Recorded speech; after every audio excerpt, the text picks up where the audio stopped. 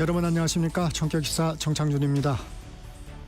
지금 국회에서는 합법적 의사진행 방해 필리버스터가 진행되고 있습니다. 국회 본회의에 방송법 개정안이 상정되면서 국민의힘이 꺼낸 카드인데요. 2부에서 송원석 국민의힘 비상대책위원장 겸 원내대표 만나 자세한 얘기 나눠보겠습니다.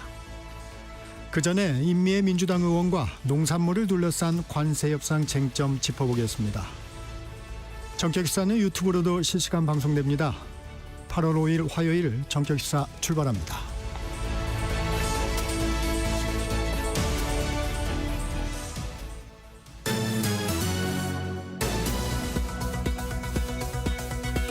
뉴스브리핑 시작합니다. 세계일보 이현미 기자 함께합니다. 안녕하세요. 안녕하세요.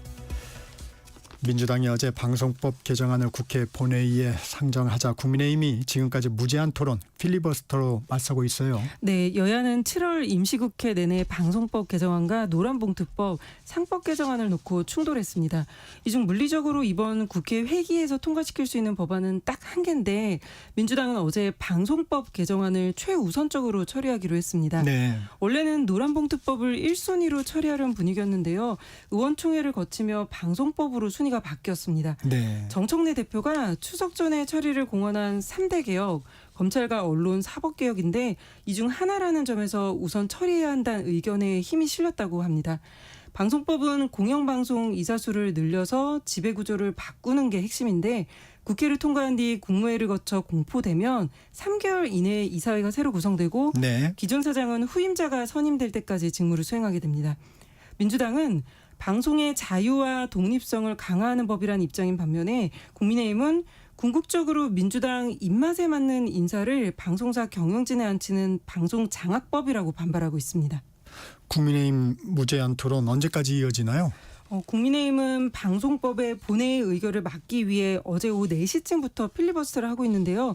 새벽에도 쉬지 않고 지금까지 계속 이어가고 있지만 국회법상 이 토론은 24시간 보장됩니다. 그러니까 오늘 오후 4시까지 진행할 수 있고 이후로는 제적의원 5분의 3의 찬성으로 토론을 끝낼 수 있습니다.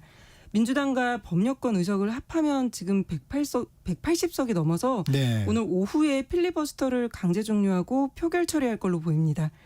어제 상정한 건 방송 3법 중에 모든 공영방송사에 적용되는 뼈대에 해당하는 방송법이었고 방송문화진흥회법과 한국교육방송공사법 개정안은 다음으로 미뤄졌는데요.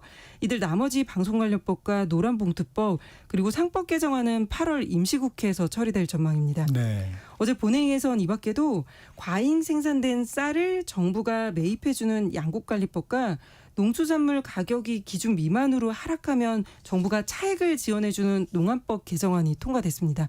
두 법 모두 윤석열 정부에선 대통령이 거부권을 행사했던 법이었습니다. 민주당 정청래 대표가 검찰, 언론, 사법 3대 개혁 투기를 띄웠죠? 네, 정 대표는 취임 후 첫 최고위원회의에서 검찰, 언론, 사법 등 3대 개혁 특위 설치를 의결했습니다. 축전의 개혁 작업을 완료하겠다고 했던 정 대표는 폭풍처럼 몰아쳐서 정광석화처럼 끝내겠다고 밝혔습니다. 그러면서 빠른 실행을 강조했던 의원들을 위원장으로 임명했는데 검찰개혁 특위위원장은 민형배 의원, 언론개혁 특위위원장은 최민희 의원, 사법개혁 특위위원장에는 백혜련 의원이 임명됐습니다. 정 대표는 내란 척결은 국민과 당원의 명령이라며 선명성을 계속 강조했는데요. 동시에 당 내부 단속도 시작했습니다.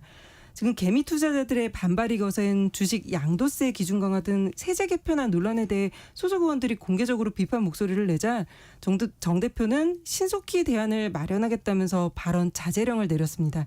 이에 국민의힘은 정 대표가 상생과 협치를 걷어찼다. 일당 독재의 길로 나아가겠다고 하는 대야당, 대국민 선전포고라고 말한 거라고 반발했습니다. 우리 군이 전방에 설치한 대북 확성기 철거를 시작했어요. 네, 국방부는 어제 휴전선 일대에 설치한 대북 확성기 24대를 철거하기 시작했습니다. 이 경우 국방부 대변인은 군의 대비 태세에 영향이 없는 범위 내에서 남북 간 긴장 완화에 도움이 되는 실질적 조치를 시행하기로 했다고 밝혔습니다. 확성기는 고정식과 이동식이 있는데 이번에 철거되는 건 고정식 대북 확성기고요. 네. 2, 3일 내로 철거가 끝난다고 합니다. 이동식 확성기들은 지난 6월 대북 방송을 중단하면서 그때 이미 철거를 했습니다. 이재명 대통령은 취임 일주일 만이었던 지난 6월 11일에 대북 확성기 방송을 중단하라고 지시했었는데 네. 이제는 아예 시설 자체를 모두 없앤 겁니다. 북측의 관계 개선 진정성을 보이려는 걸로 해석이 되는데요. 네. 이에 따라 남북 간 긴장이 완화될 거란 기대감과 함께 북한의 호응이 적은 상황에서 일방적인 유화책을 남발하고 있다는 지적도 나옵니다. 북한은 이번 조치에 아직 반응을 보이지 않고 있고요. 네. 불과 일주일 전인 지난달 28일에는 김여정 북한 노동당 부부장이 담화에서 한국과 마주 앉을 일은 없다. 이재명 대통령도 전임자와 똑같다. 이러면서 적대적인 인식을 드러냈습니다. 이렇다 보니 향후 남북 대화를 재개할 때 우리가 내세울 수 있는 협상 카드 일부를 사전에 다 포기해서는 안 된다. 이런 지적도 나옵니다. 도널드 트럼프 미국 대통령이 관세 수입의 일부를 미국인에게 배당금으로 줄 수 있다는 의중을 내비쳤다고요? 네, 트럼프 대통령은 관세 수입으로 미국의 부채를 갚을 엄청난 돈이 들어오고 있다고 자랑을 하고 있는데 네. 그러면서 관세 수입의 일부를 미국인들에게 돌려줄 수 있다고 밝혔습니다. 트럼프 대통령은 어제 미국 기자들에게 역사상 가장 많은 돈이 들어오고 있다. 우리가 할 일 중 하나는 부채 감축이지만 중산층과 저소득층을 대상으로 배당금을 지급할 수도 있다고 말했습니다. 네. 지난 7월까지 미국의 관세 수입은 1,520억 달러로 1년 전 같은 기간보다 2배 많아졌고요. 이러한 관세 정책이 유지될 경우 미국은 앞으로 10년간 2조 달러, 우리 돈으로 2,780조 원이 넘는 수입을 거둘 걸로 예상됩니다. 네. 그러나 이렇게 돈만 들어오는 게 아니라 결국 미국 내 물가가 상승하면서 서민 경제가 어려워질 수밖에 없습니다. 미국 투자은행인 골드만삭스는 해외 기업이 부담한 관세는 전체의 20%에 불과하고 나머지는 결국 미국 기업과 소비자가 떠안을 수밖에 없다고 분석했고요. 운동화와 가방, 가전제품 등 미국에서 생산하지 않는 제품은 가격이 모두 오를 거란 이야기가 미국 내에서 나옵니다. 소비재 가격 상승은 서민 경제의 직격탄이 될 수밖에 없다 보니 이들에게 관세 수입 일부를 나눠주자는 법안이 미 공화당에서 발의되기도 했습니다. 네. 정부가 한국형 AI 모델을 개발할 정예팀 5곳을 선정했습니다. 네, 과기정통부가 글로벌 수준의 한국형 AI 모델을 개발하기 위해 기업 선발전을 벌였는데 네이버와 LG, SK텔레콤, NC소프트 그리고 유일한 스타트업인 업스테이지 이렇게 5개 팀이 선정됐습니다. 정부는 올해에만 2천억 원을 투입해 각 기업에 AI 모델 개발을 위한 고성능 그래픽 장치, 즉 GPU를 1,000장씩 지원할 예정이고요. 네. 이를 기반으로 모든 국민이 사용할 수 있는 AI를 개발하겠다는 목표를 세우고 있습니다. 지금 국내에서 많이 사용되고 있는 오픈 AI의 챗 GPT와 구글의 제미나이 이런 외국계 AI에 견줘서 95% 이상의 성능을 지닌 한국형 AI 모델을 갖겠다는 건데 네. 이재명 대통령의 국정과제인 AI 3대 강국 실현을 위한 핵심 사업입니다. 기업만 참여하는 게 아니라 각 팀은 대학 연구기관과 산학형 컨소시엄을 구성했습니다.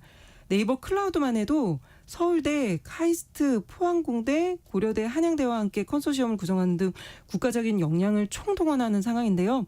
정부는 내년에 추가적인 GPU를 공급하면서 2027년까지 5천억 원 가량을 투입할 계획입니다. 그리고 각 팀의 AI 모델 성능 평가를 통해서 6개월마다 한 팀을 탈락시켜서 2027년에는 지원 대상을 두 팀만 나눠둘 거라고 하는데요. 이 과정에서 일반 국민과 전문가들이 참여하는 경연 대회도 마련됩니다. 이 폭우로 큰 피해를 입었는데 이번 주에 또다시 비가 내린다고요? 네, 지난번 수해 복구 작업도 아직 다 이루어지지 않았는데 또다시 남부지방을 중심으로 집중호우가 쏟아지면서 수해 피해가 더 커졌습니다. 네. 중대본에 따르면 월요일부터 내린 비로 지금까지 1명이 숨지고 전국적으로 3,000명이 대피를 했습니다. 특히 전남 무안에서는 1시간 만에 142mm란 기록적인 폭우가 쏟아졌는데 이는 200년 만에 한 번 내릴 법한 폭우라고 합니다. 전남 한평에서도 짧은 시간 동안 많은 비가 내리면서 읍내와 시장이 침수됐고 익산과 광주, 송정을 잇는 호남선철도가 한때 통제되기도 했습니다. 지난달 집중호우로 산사태가 일어났던 경남 지역의 피해도 마찬가지로 컸습니다.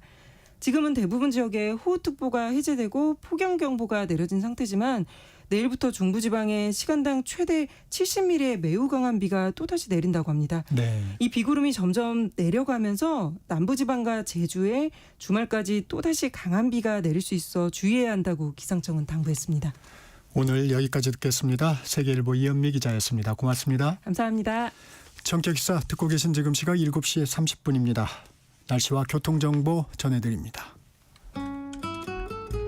전격 시사 날씨 정보입니다. 곳곳에 어제는 폭염주의보가 내려져 있었다가 오후 들어서 경기 북부나 경상권, 전남 일부, 제주에 폭염 경보로 강화된 지역이 있습니다.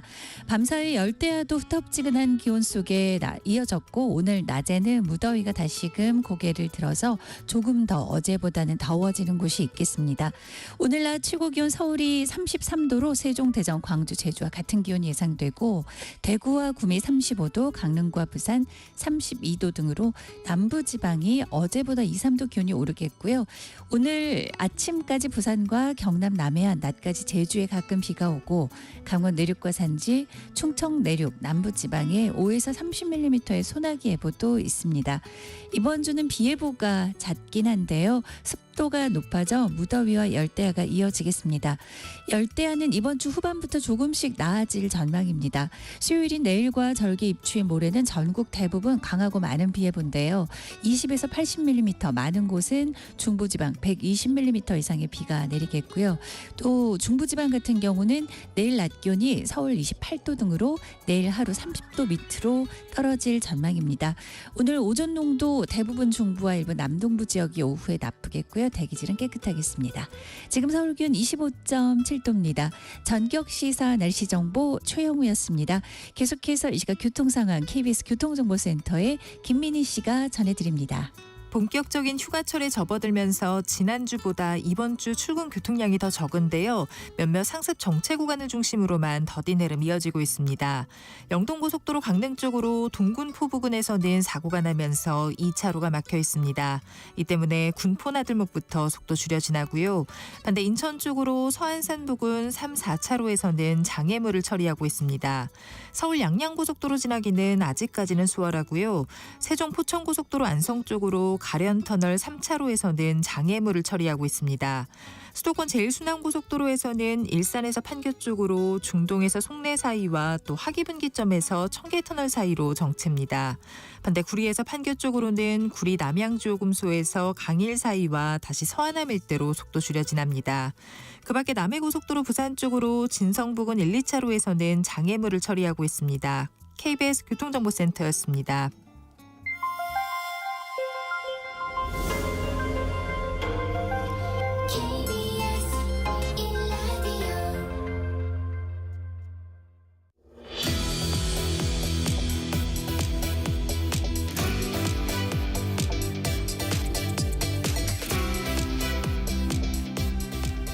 전격 인터뷰 먼저 임미애 더불어민주당 의원 만나봅니다. 전화 연결돼 있습니다.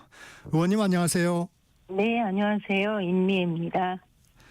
국회 농해수위 소속 위원이십니다. 한미 네. 관세 협상이 타결됐는데 정부는 쌀과 소고기에 대한 추가 개방은 없다고 분명히 하고 있습니다. 어떻게 평가하십니까? 전반적으로 관세 협상을 총평하자면 네. 저는 그래도 언론이 대체로 평가하기를 선방했다라고 얘기를 하는데 저도 동의를 하고요. 네. 일단 대미 수출을 위한 불확실성은 해소됐고 또 뭐 자동차라든가 수출 주력 산업의 경우는 일본 그리고 EU 등과 동등한 관세 수준을 확보했다는 측면에서는 아주 잘했다. 그리고 더 중요한 거는 네. 그동안은 저희가 자동차, 반도체 등 수출을 위해서 농산물 시장을 지렛대 삼아서 수출길을 열었었는데 네. 이번 협상에서는 농산물 시장 개방을 지렛대로 삼지 않고 오히려 농산물 시장을 이렇게 보호하면서 다른 산업의 수출길을 마련했다라는 것이 저는 이번 협상에서는 가장 의미 있는 내용이다 이렇게 봅니다. 농산물을 지렛대로 쓰지 않은 부분이 의미가 있었다. 네. 그런데 미국에서는 다른 말이 나오고 있습니다. 트럼프 미국 대통령은 농산물을 개방하기로 했다고 하고 캐롤라인 레비 백악관 대변인은 쌀을 개방하기로 했다고 합니다. 이 상황은 어떻게 보십니까? 일단 저희는 정부 측의 발표를 신뢰할 수밖에 없고요. 네. 저희가 아직 관세 협상은 타결이 되었다고 하지만 공식 합의문은 아직 작성이 되지 않았지 않습니까? 그렇죠. 그리고 그래서 관세 협상 결과가 법적 구속력을 갖기 위해서는 협정문을 작성해야 된다라는 얘기가 있는데 아무래도 최종 마무리는 다음 주 대통령 방미에서 마무리가 될 거라고 보고요. 끝까지 최선을 다해야 하는 것 아니냐.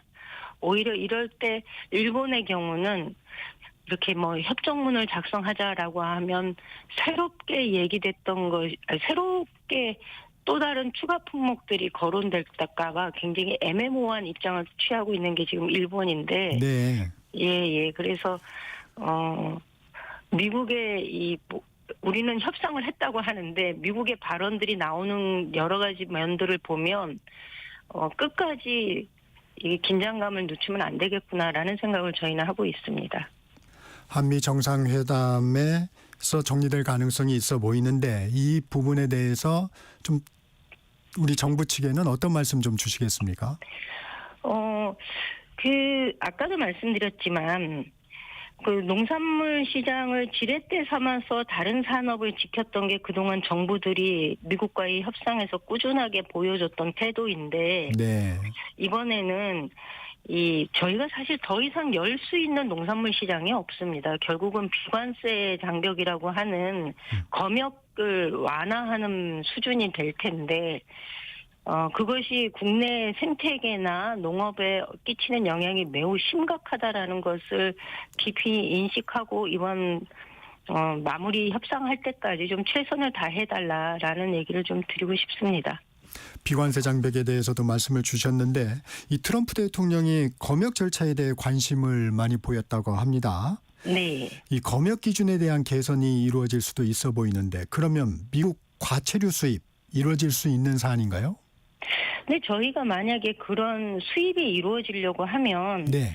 우리나라가 적용하고 있는 검역 기준이 국제 기준이나 국내 기준에서 조금 미국에 대해서 차별적으로 적용하고 있다라는 것이 근거가 있어야 되거든요. 그런데 우리나라가 지금 시행하고 있는 검역 기준은 국내법뿐만 아니라 국제적 통용기준 협정 그리고 국제식물보호협약 등에 따라서 하고 있기 때문에 네. 한국의 검역 절차가 과도하다, 차별적이다, 뭐 이런 증거가 없습니다. 거기다 국제제소 사례도 전혀 없고요. 각국하고 협의할 때 국제법과 과학적 근거를 근간으로 하고 있기 때문에 네. 무리하게 비관세 장벽의 완화를 요구하는 건 불가능하다. 이런 생각합니다. 그런데 지금 관세 협상을 보면 이게 논리적이지 않지 않습니까? 그래서 네. 걱정이 되는 사안인데. 근데 이게요, 저희가 검역 문제는 그냥 사과를 수입한다, 다른 과일을 수입한다, 이렇게 열매 수입 위주로만 생각을 하면 안 되는 게요. 네. 저희가 이게 병해충이 국내에 유입되었을 때 국내 생태계에 끼치는 영향이 굉장히 큽니다. 네. 제가 자주 이야기하는 것 중에 하나가 저희가 도로를 달리면서 산을 보면 산에 그 칡넝쿨처럼 산을 이렇게 휘감고 올라가는 그 식물들이 있거든요. 네. 소위 가시박이라고 하는 건데 네. 해마다 우리가 이 가시박을 제거하기 위한 사업에 각 지방 정부들이 들이는 예산 규모가 엄청납니다. 근데 이것도 외국에서 들어온 거거든요. 아, 그렇습니까? 네네. 그렇기 때문에 저희 또 과수원에 요즘 많이 성행하고 있는 병이 과수화상병인데요. 네. 2015년도에 미국으로부터 들어왔다라는 것이 그 바이러스가 미국형이다라는 그 결과가 있습니다. 이게 과수화상병이 국내 사과 그리고 배 농가에 퍼지면서 이게 과수화상병이 발생하면 이 나무를 모두 다 제거해야 되고 그 땅에 해당하는 3년 이상 똑같은 품종을 못 심게 되어 있거든요. 네. 아주 치명적인 질병인데 이런 병해충이 유입되는 것을 우리가 그냥 내버려 둘 수는 없지 않습니까? 그래서 비관세 장벽이라고 하는 것이 이것이 아무리 압력을 넣는다 하더라도 우리 입장에서는 국내 생태계를 지키는 문제고 그리고 이거는 그냥 뭐 법이나 어떤 규정의 문제가 아니라 이건 과학의 영역이다라는 얘기를 저희가 지속적으로 하고 있습니다. 저희가 어떤 품목, 뭐 사과라든가 뭐 유전자 변형 작물 감자라든가 이런 부분에 집중을 하고 있는데 그에 수반되는 문제들을 좀 지적을 해주시고 계시군요. 네네. 이 사과는 지금 어떤 상황인가요, 혹시? 이 검역 단계가 8단계로 이루어져 있는데요. 네. 예, 미국산 사과는 지금 2단계에 들어와 있고요. 일본 사과는 5단계에 지금 검역 절차가 진행이 되고 있습니다. 네. 예, 수입에 대한 요청이 들어오면 그것을 처리하는 과정에서 수출을 하려고 하는 나라에서 발생하는 병해충에 대한 예방책이 어떻게 되어 있고 그것이 국내에 어떤 영향을 끼치는지에 대한 조사가 이루어지고요. 네. 예. 그래서 만약에 그 모든 것들이 예를 들어서 미국에서 성행하고 있는 나방이 국내에 들어왔을 때 끼칠 영향도 저희가 조사를 하지만 그것에 대한 미국에서 그 나방을 병해충을 방지하기 위한 조치들이 어떻게 이루어지고 있는지 이것도 저희가 확인하거든요. 네. 예. 그런 다음에 이게 수입 절차가 될때 국내에 혹시 모르니까 뭐 알이 들어올 수도 있는 거잖아요. 과일에 네. 묻어서. 그래서 뭐 소독이든 훈증이든 이런 열 처리를 하든 뭐 이런 방식을 통해서 들어오게 되는데 미국산 사과는 지금 현재 2단계로 아직 그 진척 속도가 굉장히 느리다라는 말씀 드릴 수 있습니다. 그러면 거의 초기 단계군요, 2단계면. 네, 근데 이게 일부러 이렇게 늦춘 거 아니냐라고 얘기를 하는데 그런 건 아니고요. 네. 미국이 수입 요구를 하는 다른 농산물이 있으면 이게 진행하다가 이것 좀 먼저 해줘라고 하면 다른 것들을 또 먼저 합니다. 예를 들면 캘리포니아산 오렌지를 먼저 해줘 그러면 먼저 하게 되어 있고요. 네. 그러다 보니 이게 사과가 자꾸 뒤로 밀리는 거고 실제로 사과가 미국산 사과가 국내에 들어왔을 때 그다지 경쟁력이 없다라고 판단을 하면 미국 입장에서도 이 순서를 뒤로 자꾸 미루게 되어 있거든요. 이래서 늦어지는 거지 우리가 뭐 특별히 의도적으로 예, 이것을 수입을 안 하기 위해서 미루고 있다라는 거는 아니기 때문에 미국도 그것을 무리하게 요구해서는 안 된다라는 얘기를 저희가 하고 있는 거죠. 그 유전자 변형 작물 감자 이 부분은 거의 지금 마지막 단계인가요? 소위 유전자 변형 작물 중에서도 GMO가 있고 LMO가 있는데 LMO 네네. 작물에 대해서는 지금 절차가 꽤 진행이 되고 있습니다. 그래서 지금 이게 감자가 국내에서는 자급률이 100%거든요. 네. 예, 그런 상황에서 이 감자가 LMO 감자가 들어온다고 하면 뭐 그것이 그냥 시장에 풀리는 게 아니라 가공용으로 들어온다고 했을 때 네. 미국은 그걸 유심히 봐야 됩니다. 이게 한번 우리나라 사람들이 식품에 대한 그 인식이 굉장히 까다롭거든요. 그래서 LMO 작물이 들어온다. 그리고 그것이 아이들의 건강에 끼치는 영향이 우려된다라는 판단이 들면 시장에서 결코 긍정적인 반응을 끌어내기 어렵기 때문에 수입 요구를 할 때도 좀 신중하게 해야 되는 것이 아니냐라고 저희는 보고 있습니다. 실제로 그 실효성이 그렇게 크지 않을 것이다. 네. 저희가 감자가 또 그렇게 비싸지 않아요. 해마다 보면은. 사과나 이런 과채류는 어떻습니까? 이게 농가에 주는 영향은 만약에 이제 이 단계들을 다 거친다 하면 농가에 주는 영향은 어느 정도나 될까요? 저는 국내산 사과가 사실은 가격에 있어서는 국제 기준에서 비교했을 땐 굉장히 높지 않습니까?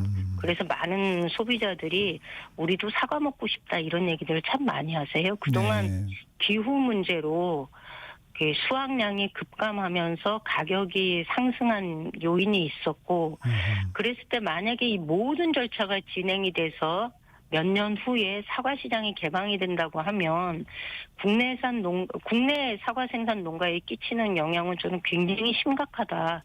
일단 가격에 있어서 경쟁력을 확보하기 어렵기 때문에 아하. 사과 농가가 겪을 경제적 타격은 매우 심각하다. 어쩌면 사과 산업이 근본적으로 전환되지 않으면 이렇게 대과 위주의 생산에서 중소가 위주로 소비자들이 손쉽게 먹을 수 있는 사과로 품종을 전환한다거나, 또 우리나라는 지금 사과를 주로 깎아 먹는데 네. 외국가가 이 사과는 그냥 껍질째 먹거든요. 껍질이 얇거든요. 우리나라 사과는 껍질이 두껍고. 그런데 이런 식으로 외국계 수입물과 이렇게 좀 경쟁할 수 있는 상황으로 가격과 품종을 개량해 나가지 않으면 우리 입장에서는 굉장히 어려움이 예상된다, 이렇게 보고 있습니다. 이 앞서도 잠깐 언급해드렸지만 한미 간 이 발언의 엇박자 관련해서 국민의힘에서는 국민과 농민들 피해가 없도록 정부의 정확한 설명이 필요하다는 주장인데 네. 이 전략적 모호성을 견지하는 게 유리한 건가요? 어떤가요? 그 일본이 지금 전략적 모호성을 견지하고 있거든요. 네. 예, 아까도 말씀드렸지만 협상 결과를 문서화하자 이렇게 하면 미국 측에서 문서화하는 과정에서 새로운 요구가 들어올 수 있다. 그래서 전략적인 애매모호함을 유지하고 있는 것이 지금 일본의 태도인데, 네. 이 협상이라는 것이 뭐 지금 국민의힘에서 주장하는 것처럼 전략적 모호성이 필요하냐, 정확하게 해야 된다, 이렇게 얘기도 하지만 협상이라는 게 사소한 사건으로도 영향을 줄 수 있다라고 저희는 보고 있기 때문에 네. 국민의힘에서 오히려 불필요하게 불안감을 조성하거나 협상 결과에 대해서 폄훼하거나 이러는 것이 최종 협상이 이루어지기 전까지는 도움이 되지 않는다. 저는 이렇게 보고 있습니다. 네. 지금 7월 국회 마지막 본회의가 열리고 있습니다. 농업사업법 가운데 남은 2개 법안이죠. 양곡관리법과 농수산물 유통 및 가격안정법이 어제 국회를 통과했습니다. 양곡관리법 통과로 어떤 변화가 생기게 되나요? 이 양곡관리법하고 농안법을 좀 한꺼번에 묶어서 말씀드리고 싶은데요. 네. 저는 오히려 이런 질문을 좀 드리고 싶습니다. 왜 우리는 해마다 농산물 파동을 겪느냐. 네네. 우리나라 국민이 인구가 그렇게 들쑥날쑥한 것도 아니고 소비하는 양이 대체로 정해져 있고 어느 시기에 어떤 품목이 소비가 되는지도 알고 있고, 그런데 우리는 해마다 농산물 파동을 겪고 있고 농민은 수확기 때마다 농산물을 갈아엎고 항의를 하고 있고, 그리고 소비자는 가격 등락이 워낙 롤러코스터 같아서 네. 늘 이것을 감당하고 살아야 되는 게 소비자들의 어려움인데, 네. 우리는 왜 이거를 지금처럼 과학이 발달한 시절에 늘 소비자들도 이런 불편함을 감수하고 있고 농민들도 경제적 어려움들을 감내해야 되는가라는 측면에서 본다면 생산하는 사람들 입장에서는 생산이 안정적으로 될 수 있도록 뭔가 보장이 되어야 되는 게 있지 않습니까? 그렇죠. 예. 그런 생산의 안정성을 보장하기 위해서 저희가 마련한 법이 양곡법과 농안법이다, 이렇게 말씀을 드릴 수 있을 것 같습니다. 그러니까 첫 번째로 사전 수급 관리 체계를 최대한 강화하겠다. 그래서 시도별, 그러니까 지역별로 수급 관리 센터를 설치하고 계약 재배 등을 활성화해서 농가가 안심하고 농사를 지을 수 있도록 하겠다. 그로 인해서 만약에 생산량이 과잉된다거나 최대한 저희는 이것을 조절하려고 시도별 단위로 조절하기 위한 생산 조절 계획을 작성하는 것을 원칙으로 하고 있는데요. 네. 혹시 또 모르지 않습니까? 기후 문제 때문에 가격이 폭등하거나 폭락할 우려가 있는 게 또 농산물이기 때문에 네. 이런 경우에는 생산자에게는 최소한의 생산비를 보장하는 방식으로 해주겠다. 그래서 농가의 어려움들을 저희가 좀 최소화시키겠다라는 것이 이번에 통과된 농안법과 양곡법의 내용이고요. 네. 반면에 이제 소비자 입장에서는 정부의 비축 기능을 최대한 강화해서 안정적으로 공급할 수 있도록 하겠다라는 것이 이 법안에 담긴 내용입니다. 기본 목표가 오히려 수급 관리다. 자꾸 네네. 그 후속 부분의 어떤 보상이라든가 이런 그런 부분을 많이 바라보는데 기본적인 목표 자체가 수급 관리에 있다. 이렇게 네. 이해해도 되겠습니까? 예, 아주 잘 정리해 주셔서 고맙습니다. 그런데 농민단체에서 당 초안보다 좀 후퇴했다. 이렇게 반발하고 있다는데 어떤 부분인가요? 몇 가지 이야기는 하는데요. 네. 예를 들어서 이 식량 자급률 목표를 뭐 국제 기구의 권고 등을 고려해서 관리해야 된다. 뭐 이렇게 개정된 거는 잘못됐다. 그 원래 우리가 개정안에 지난번에 부결된 개정안에 공공비축 양국을 국제 기준보다 확대해야 된다. 이런 의무를 넣었었는데 이게 삭제된 거예요. 아하. 그러니까 후퇴한 거 아니냐라고 얘기를 하는데 실제로 국제기구의 권고를 법률에 명시하는 게 적절한가라는 이제 지적이 있어서 이 표현을 완화하면서 식량 자급률 목표 등을 고려해서 관리해야 한다라고 개정을 했는데 표현의 문제이지 정신을 왜곡하거나 축소한 것은 아니라는 말씀을 드리겠습니다. 이게 뭐 여러 가지 이야기들을 하시는데 내용은 충분히 담았고 정신이 훼손되는 일은 없도록 이번에 개정안이 이루어진 건데 뭐 저희가 조금 더 농민단체들이 우려하는 부분에 대해서는 설득을 해나가도록 하겠습니다. 이 쟁점 법안이었습니다. 전 정부에서 거부권도 행사했던 법안인데 여야 합의를 이뤄냈어요. 어떤 부분이 네. 좀 컸습니까? 지난번에 거부권 행사할 때도 국민의힘도 조금 더 논의하자라는 태도였습니다. 법 정신을 반대하는 것은 아니다라는 얘기를 했었거든요. 왜냐하면 그분들도 농촌 지역에서 겪는 어려움, 현장에서 농민들의 하소연을 다들 이해를 하고 있었기 때문에 그런데 이번에 결정적으로 통과가 될 수 있었던 거는 쌀의 경우 사전에 수급을 조절하자라는 것 그리고 그것을 위한 예산을 확보할 수 있는 기재부의 적극적인 태도 변화. 이거는 결국 정권이 바뀜으로 해서 가능했던 일이거든요. 네. 이제 그러다 보니 국민의힘에서도 논의하는 과정에 적극적으로 참여했고 표결에서도 찬성표를 던졌던 거죠. 다른 정치 현안도 좀 살펴보겠습니다. 정청래 의원이 새 당대표로 선출이 됐습니다. 이 압도적인 표 차이였는데 이건 좀 어떤 의미로 해석하세요?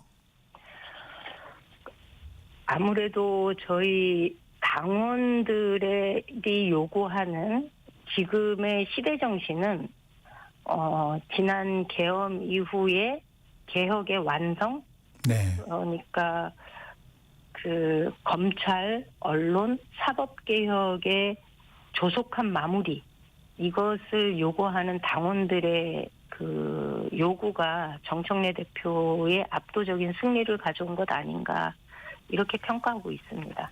이 정청래 대표가 내란에 대해 사과와 반성 없이는 악수하지 않겠다. 국민의힘과 악수하지 않겠다고 합니다. 네. 이 국민의힘이 대응 조치를 해야 한다고 보세요? 이게 이런 발언이 나온 배경에는요. 사실 네. 전당대회를 앞둔 국민의힘의 요즘 행보, 그다음에 후보들의 발언을 보면 아직도 국민의힘은 이 부정선거론, 불법 계엄 이런 부분에 대해서 그리고 내란 옹호 이런 부분에 대한 반성이나 사과가 전혀 없는 것 아니겠습니까? 그래서 예를 들면 김문수 후보 같은 경우에 계엄은 계몽령이다 이런 주장에 대해서 굉장히 센스 있는 말이다 이런 식의 표현을 하거든요. 그리고 뭐 젊은 층이 계엄을 통해서 오히려 민주당의 포악한 일을 깨닫게 됐다. 부정선거 주장 경청해야 된다. 이런 얘기를 합니다. 그러니까 가장 지지가 높은 김문수 후보가 이런 발언을 하는 것뿐만 아니라 장동혁이나 주진우 후보도 그 큰 틀에서 벗어나지 않는 발언들을 하고 있거든요. 다시 말하면 지금 국민의힘이 이 과거 이 윤석열 정부하에서 이루어졌던 불법 계엄과 내란에 대한 입장을 분명하게 하지 못하고 있으니까 정청래 대표가 이렇게 단호한 입장을 표현한 것 아닌가라고 생각을 하고요. 아마 이런 사과와 반성이 이루어진다면 저는 협치의 대상으로 국민의힘을 받아들일 거라고 봅니다. 그러니까 그 전제가 먼저 지금까지의 일에 대한 사과가 분명하게 있어야 되는 거죠. 근데 이게 가능하겠나 싶습니다. 김문수 후보가 이렇게 압도적인 지지를 얻는 걸 보면. 짧게 좀 여쭤보겠습니다. 이 여야 협치가 당분간 기대하기 어려워 보이는데 이재명 대통령의 국정 운영에 좀 부담이 되지는 않을까요? 이재명 대통령은 그것과는 관계없이 그래도 꾸준하게 정기적으로 이 여야 대표 간에 네. 소통을 하고 자리를 있고. 마련하고 있기 때문에 네. 저는 큰 문제는 없다고 봅니다. 정청래 대표도 당선되자마자 네, 네. 그런 얘기 했거든요. 대통령은 대통령의 일을 하셔라. 우리는 네. 싸우겠다. 이렇게 여기까지 각자의 역할을 들어요. 하고 있습니다. 네, 여기까지 듣겠습니다. 임미애 더불어민주당 의원이었습니다. 고맙습니다. 예, 고맙습니다. 안녕하세요. 서울특별시의회 의장 최우정입니다. 서울의 즐거운 변화, 여러분은 느끼고 계신가요? 기초학력 검사 덕분에 우리 아이 부족한 부분을 보완할 수 있었어요. 도시계획으로 지하 안전까지 미리 챙겨주니까 안심이 되네요. 이 변화의 중심에는 시민의 목소리를 정성껏 듣고 실천하는 111명의 의원들이 있습니다. 앞으로도 시민의 삶을 더 세심하게 챙겨 내일이 기대되는 서울을 만들겠습니다. 청렴한 의회로 늘 시민 곁에 있겠습니다. 이 캠페인은 서울특별시의회와 함께합니다. 광복 80년 KBS 라디오 캠페인 밸류업 대한민국.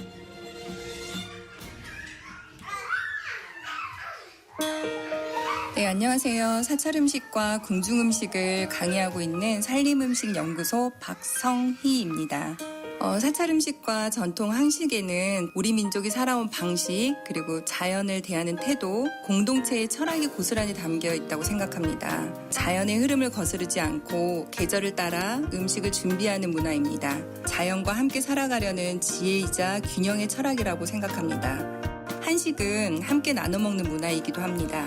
큰 상에 여러 가지 반찬을 차려두고 함께 밥을 나누는 풍경은 공동체 정신과 정의 문화를 잘 보여주는 장면인데요. 사찰 음식에서도 마찬가지로 공양이라는 개념이 있는데요. 음식은 혼자만의 것이 아니고 함께 나누며 감사히 먹는 시간입니다. 이런 정신은 밥 한 끼에도 마음과 사랑이 담겨 있는 한국 음식 문화의 중심이라고 할 수 있습니다. 한식이 미쉐린 스타 레스토랑처럼 고급화되는 것도 좋고 편의점 도시락이나 배달 음식처럼 일상화되는 것도 좋습니다. 그 안에 한국의 계절, 자연, 공동체 정신이 담겨 있다면 그게 바로 살아있는 전통 아닐까요? 전통은 과거에만 머무르는 게 아니라 우리의 삶 속에서 계속 살아 움직여야 진짜 의미가 있다고 생각합니다. 그래서 K푸드가 세계 속으로 나아갈수록 오히려 더 우리 고유의 철학과 정체성이 빛날 수 있다고 믿습니다. 광복 80년 우리가 가야 할 길을 묻습니다. KBS 라디오 캠페인 밸류업 대한민국이었습니다.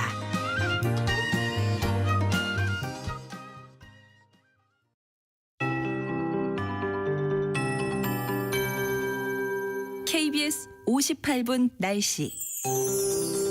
현재 전국적으로 폭염 경보와 주의보가 다시금 내려져 있습니다. 주의보만 내려진 어제와 달리 어제 오후부터 폭염 경보 지역이 살짝 늘고 있는데요. 어제 서울은 33.9도까지 올랐습니다. 전국에서 두 번째로 어제 낮 최고 기온이 높았는데요. 오늘도 서울은 33도대 예상됩니다. 세종과 대전, 광주, 제주 나란히 33도, 대구와 구미 35, 강릉, 부산 32도까지 오르면서 어제 비 오고 흐렸던 남부지방의 경우 어제보다 오늘 2, 3도가량 낮 기온이 더 오르겠습니다. 오늘은 아침까지 부산과 경남, 남해안, 낮까지 제주에 가끔 비가, 강원 내륙과 산지, 충청 내륙, 남부지방에는 5에서 30mm의 소나기가 예상됩니다. 이번 주는 비도 자주 예보돼 있고 하지만 습도가 오히려 높아지면서 무더위와 열대야는 계속될 텐데요. 열대야는 그래도 이번 주 후반부터 조금씩 나아지는 곳이 많겠습니다. 수요일인 내일 그리고 절기 입추인 모레는 이틀간 전국 대부분 지역에 강하고 많은 비 예보가 있는데요. 전국이 20에서 80, 많은 곳 중부지방으로는 최고 120mm 이상이 오겠습니다. 많은 비가 예보된 중부지방은 내일 낮 기온 서울 28도 등으로 하루 정도 30도 밑으로 떨어지는 곳이 많겠습니다. 현재 서울 기온 26.2도입니다. 최영우였습니다.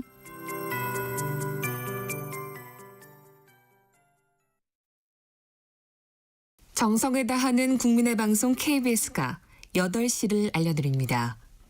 AM 711kHz, FM 97.3MHz, KBS 1라디오입니다. HLKA.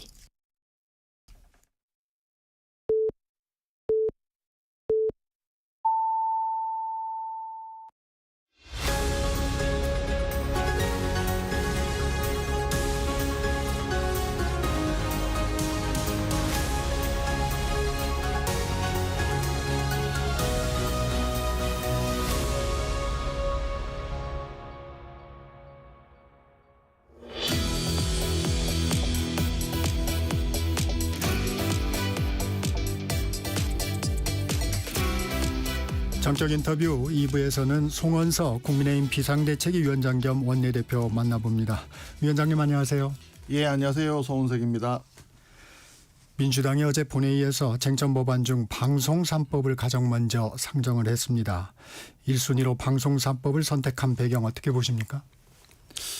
예, 아마도 정청래 대표가 그 검찰, 언론, 사법 장악을 추석 전에 마치겠다 이렇게 얘기를 했는데 그 부분이 좀 영향을 미쳐서 방송법부터 먼저 시작한 것이 아닌가 이렇게 추측을 하고요. 그리고 사실은 지난번에 관세 협상이 이루어지고 그다음에 세제 개편안이 발표가 되었는데 네. 거기에 대한 그 국민들 특히 개미 투자자들의 반발 또는 실망 불만 이런 것들이 터져 나와가지고 굉장히 주식이 급락하지 않았습니까? 네. 그 때문에 아마 노란봉투법과 상법을 먼저 강행하기에는 좀 부담이 생기지 않았을까 그렇게 이제 추측만 해볼 뿐입니다. 내부 상황이라서 잘 정확하게는 알기가 좀 어려운 상황이 있습니다. 위원장님은 방송법 개정안에 대해 반언론 내란이라는 표현까지 썼는데 어떤 부분을 가장 우려하십니까? 지금 저 방송법과 관련해서는 지금 편성위원회라고 있지 않습니까?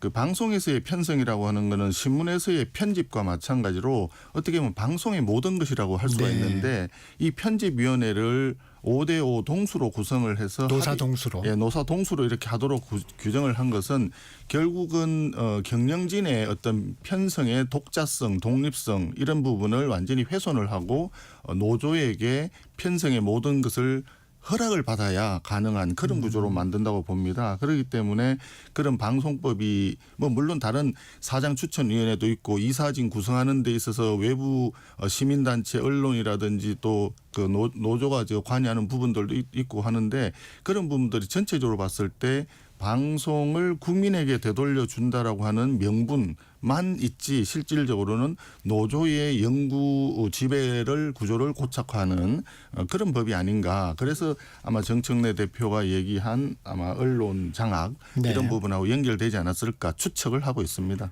이 방송법에 대한 필리버스터 지금도 진행이 되고 있는데 사실상 표결을 하루밖에 늦추지 못합니다. 이 어떤 효과를 기대하시나요? 원래 필리버스터는 우리 그 법상 우리 법 체계에서 소수당의 목소리를 대변할 수 있는 제도로 만들어졌는데 사실 이런 이야기는 뭐냐면 국회에서 최종적으로 다수결로 결정이 되더라도 소수당의 목소리를 반대하는 목소리를 경청하고 존중해야 된다는 정신을 담은 겁니다. 그래서 과거에 이제 필리버스터를 할 때 그 DJ도 굉장히 장시간 하면서 네. 그런 기록을 세우기도 했는데 최근에 와서 재작년부터인가요? 이제 그 더불어민주당이 주도적으로 다수당이 되면서 필리버스터 자체를 또 무력화시키는 일을 했어요. 그게 뭐냐? 회기 쪼개기를 통해서 24시간이 지나고 난 이후에는 그냥 이거 필리버스터를 강제로 네. 중단을 시켜버리는 거죠. 그래서 이런 부분이 지금은 사람들이 이 부분이 그냥 늘 그래 왔던 것처럼 그 생각을 할 수도 있는데 오해입니다. 과거에는 필리버스터를 하면 사흘날 일주일 열흘 계속 쭉 했었죠. 그런데 그것을 어느 순간 그 이렇게 살라미 전술로 해가지고 회기 쪼개기가 나왔 나왔던 겁니다. 그래서 이런 부분들에 대한 우리가 반성부터 시작을 해야 되고 필리버스터 자체로 해서 지금 말씀하신 대로 우리가 이 법을 하루 정도 표결 늦추는 거 이외에는 지금은 물리적으로는 할 수가 없는데 현실적으로는 그렇습니다. 그러나 필리버스터를 인정을 했던 그동안의 관행과 법 체계에 있어서 어떻게 하면 다수결로 가지만 소수의 의견을 포용하고 갈 거냐. 그리하여 국민들 모두로부터 어느 정도의 동의와 이런 걸 받아서 갈 거냐. 이런 걸 생각할 때 굉장히 지금은 잘못 가고 있다 하는 생각을 가지고 있습니다. 한마디로 입법 독재라고 할 수 있죠. 쟁점 법안 처리가 줄줄이 예고돼 있습니다. 필리버스터 외에 민주당의 입법 공세 좀 저지할 수단 고민하고 계신 게 있으신가요? 지금 현재로서는 민주당의 입법 공세에 대해서 저지할 수 있는 물리적 수단이 그렇게 많지는 않다는 건 사실입니다.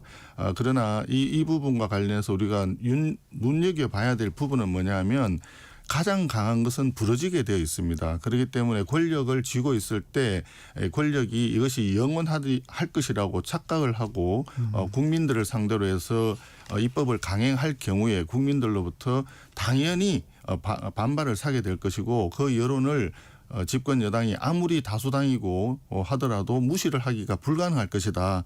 이런 생각을 합니다. 그 과정에서 언론과 방송의 역할이 그만큼 중요하다고 저는 생각을 하고 언론과 방송을 통해서 현재 집권 여당이 얼마나 무리를 하고 있는 것인지에 대해서 좀 많은 국민들께 소상히 알려졌으면 좋겠다 하는 생각을 가지고 있습니다. 국민 여론에 호소하시겠다는 말씀으로 들립니다. 네, 국민의힘은 국민과 함께 입법 독재, 일당 독재 시도에 대해서 강력하게 맞서 싸우겠다는 말씀을 드리는 겁니다. 민주당 정청래 대표가 선출됐습니다. 정청래 대표, 내란과 탄핵 반대에 대해 사과 반성하지 않으면 국민의힘과 악수하지 않겠다고 합니다. 어떤 말씀 주시겠습니까? 예, 그 참 이해하기 참 어려운 발언입니다. 일단 우리 당을 내란 세력이라고 규정하고 계속 내란 하는 것도 사실은 이해하기가 어렵습니다. 동의가 안 되는 부분입니다. 우리 당이 예를 들어서 윤석열 대통령의 계엄 자체를 내란이라고 하느냐 여부도 이제 수사나 재판 결과에 나오겠지만 설령 그렇다더라도 우리가 비상계엄을 했는 것도 아니고 왜 내란 세력이라고 하는 건지 그거는 좀 과잉으로 프레임을 잡아간 것이다. 이렇게 생각을 하고 우리 당 의원님들이 얘기했던 것은 다 좋다. 그리고 비상계엄 했는 부분에 대해서는 우리 당도 사과를 하고 했었습니다.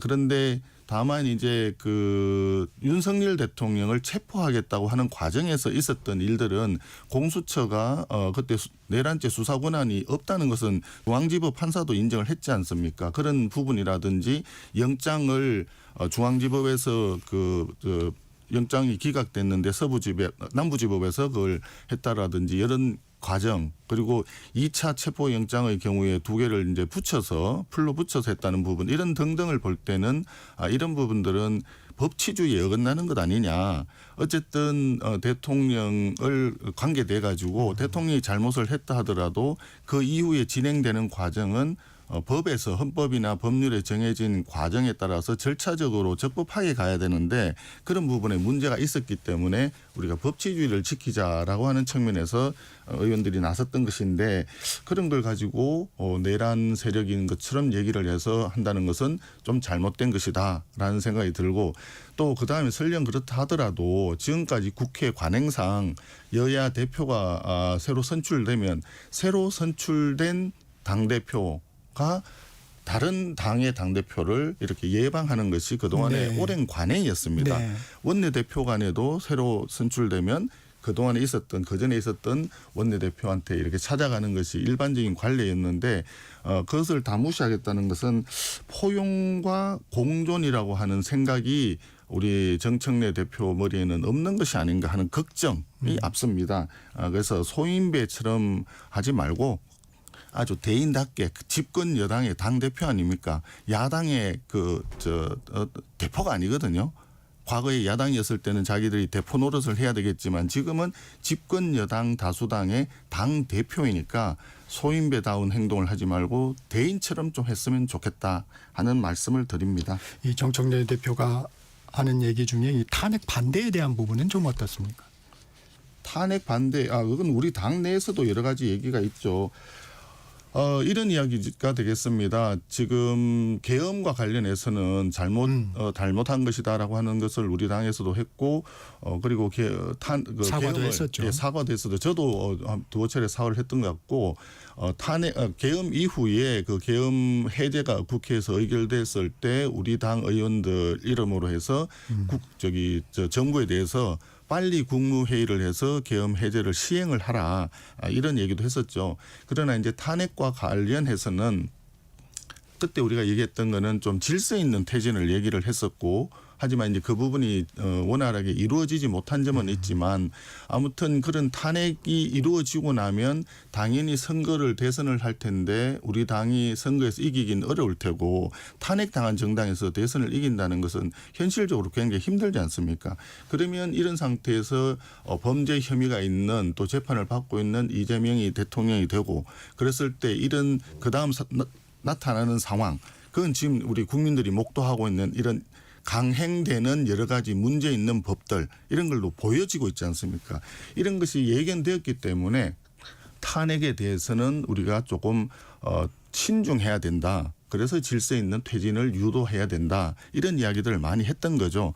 그런 부분이기 때문에 지금 계엄과 탄핵을 전체를 뭉텅거려서 탄핵을 반대했기 때문에 이게 문제 있는 것이다, 이런 식으로 매도하는 것은 저는 좀 동의하기가 어렵다 하는 말씀을 드립니다. 위원장님이 언급해 주셨지만 정청래 대표가 오늘 야사당 대표를 예방하는데 국민의힘은 제외하고 있습니다. 당분간 여야 협치가 좀 어려워 보이는데 어떤 돌파구가 좀 있을까요? 정청래 대표가 오늘 다른 정당들을 방문을 예방을 하고 국회의장도 예방을 한다고 들었습니다. 네. 지난 토요일 날 전당대회가 끝나고 난 뒤에 저는 정청래 대표에게 축하한다는 축하난을 보내드렸고, 당연히 아마 아까 말씀드린 대로 그동안의 관리에 따라서 아마 예방이 오지 않겠나. 그랬을 때 정청래 대표에게 어떤 좋은 말씀을 드리는 게 좋겠나, 이것을 생각을 하고 있었는데, 막상 오늘 다른 정당을 방문하면서 우리 당에는 방문한다는 얘기가 없어서 조금 아쉽긴 합니다.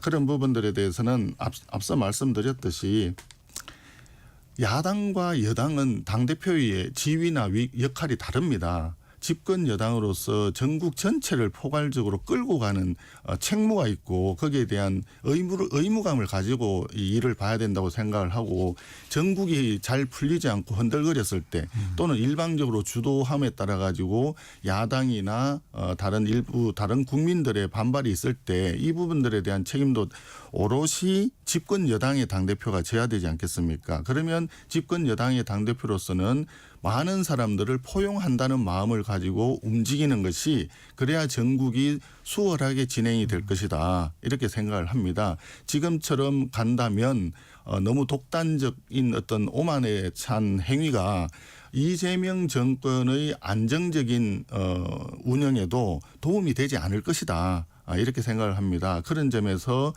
집권 여당의 당대표가 하는 언행이 현재 이재명 대통령과 정부에도 어떻게 악영향을 미칠까, 이런 것도 고려한다면 야당도 포용하고 가는 그런 대인다운 품격 있는 언행을 했으면 좋지 않겠나 하는 생각입니다. 요 얘기도 여쭤보겠습니다. 정청래 대표, 내란 특검을 통해서 국민의힘 내부에 내란 동조 세력과 내란 방관자, 내란 협력자들이 있다는 게 밝혀질 수 있다. 그렇게 되면 자연스럽게 위헌정당 심판을 청구하라는 국민적 요구가 높아질 것이라고 했습니다. 현실화될 가능성 있을까요? 지금 그렇게 얘기한다는 것 자체가 우리 야당을 인정하지 않겠다, 정치 탄압 내지는 정치 보복성 어떤 행위를 하겠다라고 비춰질 수가 있습니다. 조금 전에 말씀드렸지만 우리 당내에 내란 세력이 있다라고 이미 전제를 깔고 지금 들어가는 이야기거든요. 그러니까 이 세상의 사물을 바라볼 때 이미 내 마음속에는 결론을 내놔놓고 얘기를 하는 거나 마찬가지인 거죠. 그런 점에서 정청래 대표의 그런 발언과 그런 의식 구조는 대단히 위험한 것이다 라고 하는 말씀을 드리겠습니다. 이 정청래 민주당 대표 검찰개혁, 언론개혁, 사법개혁 특위를 바로 가동을 했습니다. 폭풍처럼 처리하겠다며 추석 전 처리를 공언하고 있습니다. 야당으로서 어떻게 대응하시겠습니까? 지금 그 말씀이 굉장히 이제 그 정청래 대표의 그 조급함을 나타내는 발언이라고 생각을 합니다. 모든 일은 순서가 있고 거쳐야 될 과정이 있는 것인데 일방적으로 그런 특위라든지 이런 걸 만들어 가지고 일방적으로 추진하겠다는 대국민 선전포고에 불과하다 이렇게 생각을 합니다. 아무리 급할 때라도 돌아가서 해야 되고 바늘에 중간에 허리에다 실을 꿰서는 할 수가 없는 거라고 보여지거든요.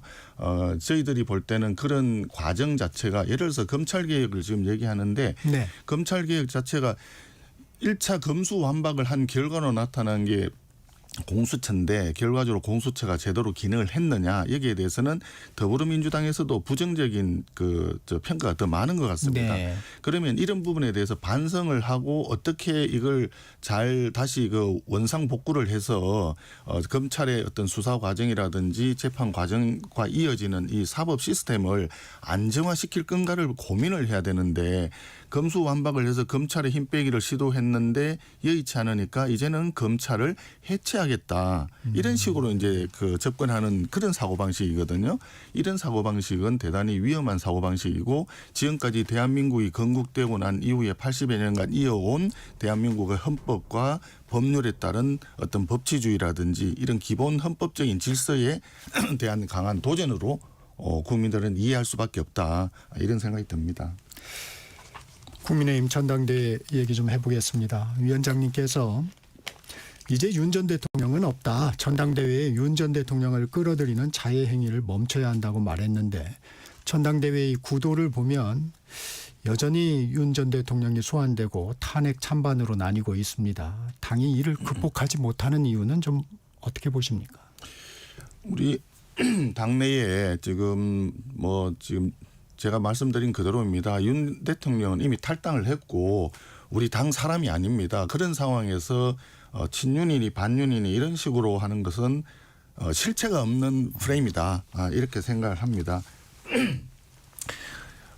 다만 이제 선거가 되다 보니까 전당대회에서도 윤 대통령을 가지고 이렇게 본인의 유불리를 삼아서 네. 얘기를 하는 윤 대통령 기준으로 하는 것은 이것은 갈등을 유발하고 우리 자체의 분열 요소만 키운다.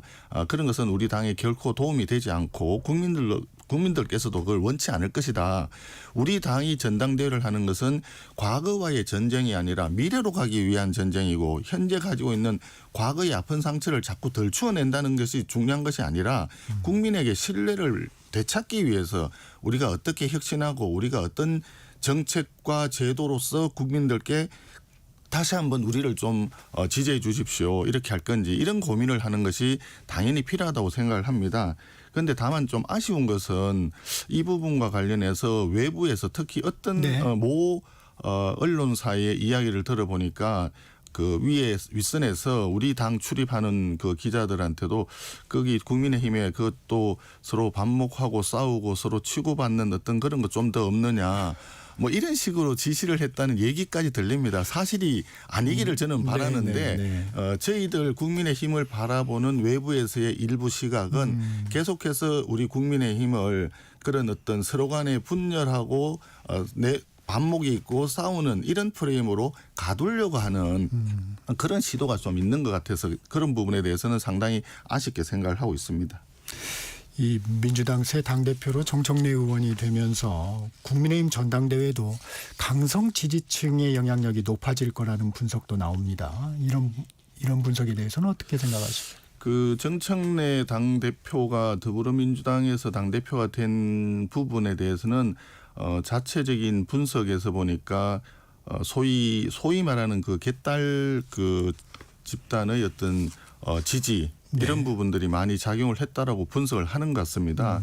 그런데 우리 당에서는 우리 당을 지지해 주시는 국민들이나 우리 당 핵심 당원들은 그렇게 어떤 강성적인 이미지를 가지고 한쪽으로 쏠리는 것을 그렇게 선호하지 않는 것으로 저는 이해를 하고 있고요. 지금까지 표로 나타난 부분도 저는 그렇게 가깝다고 생각을 합니다. 물론 지난 탄핵 과정과 대선 과정을 거치면서 우리 당 당원들이나 지지자들이 상당 부분 한쪽으로 몰린 건 사실입니다. 왜 그러냐면 이재명 더불어민주당 당대표 시절부터 우리와 같이 계속 경쟁하고 투쟁하는 사이였기 때문에 한쪽으로 몰려 있는 건 사실인 것 같긴 한데, 그러나 그럼에도 불구하고 우리 당의 핵심 당원들은 중심을 잡고 나아갈 것이라고 저는 믿고 있고 전체적으로 지금 현재도 그렇게 가고 있다고 생각을 합니다.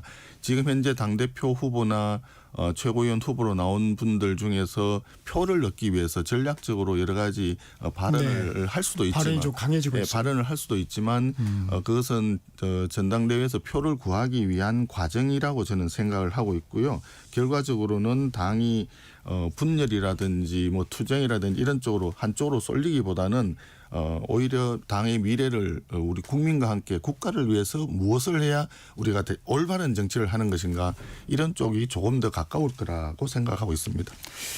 이 후보들의 발언이 앞서도 말씀드렸지만 좀 세지고 있습니다. 김문수 후보는 이런 말을 했습니다. 민주주의를 지키는 데는 반드시 피가 필요하다. 4.19, 5.18, 3.15 왜 피를 흘렸냐. 지금 상대는 총통 독재다. 장동혁 후보는 정청래는 내란 교사범이다. 교사범이자 주범이다. 계엄 유발 책임을 묻겠다. 이 발언 강도들이 조금씩 세지고 있는데 어떤 말씀 주시겠습니까? 강도가 세지는 게 아니라 적확하게 지적을 한 것이라고 저는 보여지는데요. 예를 들어서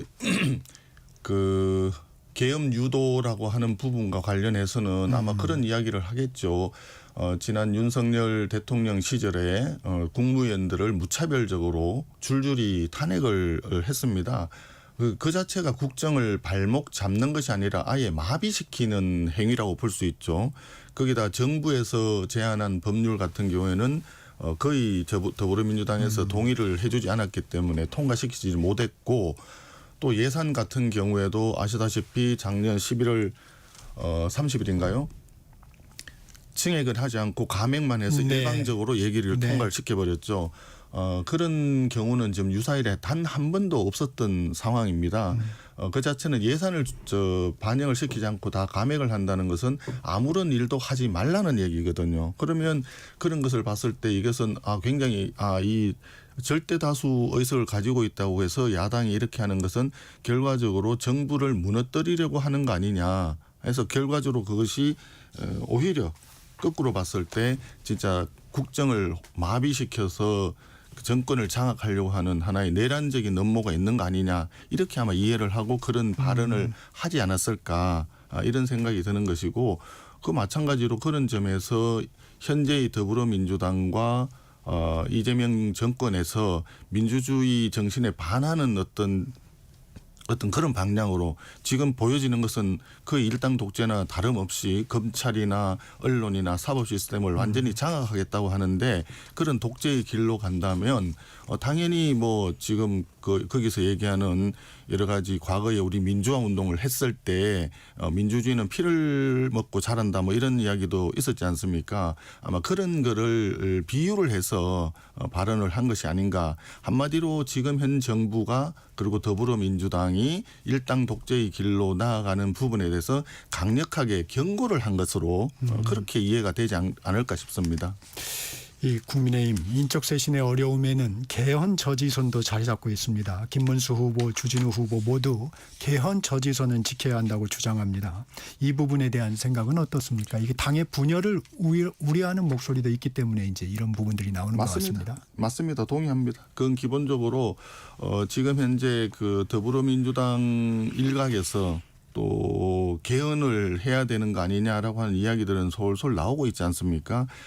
그것이 이재명 대통령의 뜻인지 여부는 정확하게 알 수는 없으나 이재명 대통령이 만약에 그렇게 개헌을 시도를 한다고 한다면 그 부분에 있어서는 상당히 국민적인 저항이 있을 것이다라고 생각을 합니다.